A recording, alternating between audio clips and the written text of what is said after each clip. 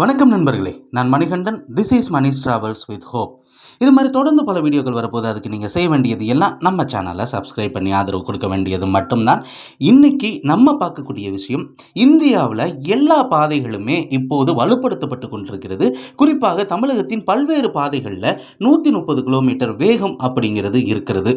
அந்த வகையில் ஒரு புதிய முயற்சியாக திருச்சியிலிருந்து திருவனந்தபுரம் செல்லக்கூடிய ரயில்களின் நேரம் கூடிய விரைவில் மாற இருக்கிறது.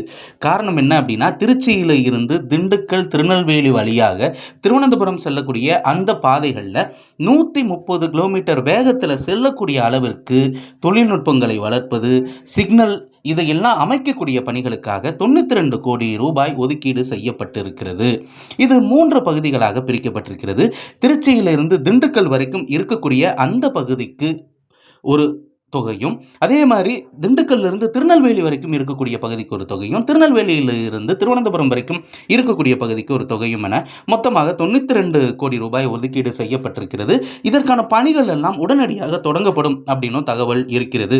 அப்படி உடனடியாக பணிகள் தொடங்கப்பட்டு வேலைகள் எல்லாம் முடிஞ்ச பிறகு சென்னையிலிருந்து கொல்லம் வரைக்கும் செல்லக்கூடிய அனந்தபுரி எக்ஸ்பிரஸ், அதே மாதிரி சென்னையிலிருந்து கொல்லம் வரைக்கும் செல்லக்கூடிய மெயில் எக்ஸ்பிரஸ், திருச்சியிலிருந்து திருவனந்தபுரம் வரைக்கும் செல்லக்கூடிய இன்டர்சிட்டி எக்ஸ்பிரஸ், இந்த மாதிரியான ரயில்களில் வேகம் 130 கிலோமீட்டர் வேகத்தில் இருக்கும்.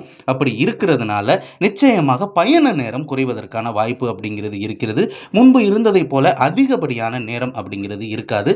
இது மட்டும் இல்லாமல் திருநெல்வேலி வரைக்கும் இயங்கக்கூடிய நெல்லை எக்ஸ்பிரஸாக இருக்கட்டும், அதே மாதிரி மதுரை வரைக்கும் வரக்கூடிய பாண்டியன் வைகை, இந்த ரயில்களுக்கும் நிச்சயமாக வேகம் அதிகரிக்கப்படும். அப்படி அதிகரிக்கப்படும் பட்சத்தில் அனைத்து ரயில்களின் நேரமும் கூடிய விரைவில் அதிரடியாக மாற்றப்படும் அப்படிங்கிற தகவல் அப்படிங்கிறது இருக்கிறது. இன்னும் சில ஆண்டுகளில் தமிழகத்தில் இருக்கக்கூடிய எல்லா பகுதிகளிலையுமே 130 கிலோமீட்டர் வேகம் வரும்னு எதிர்பார்க்கப்படுகிறது. அடுத்த ஒரு வீடியோவில் பார்ப்போம். அது வரைக்கும்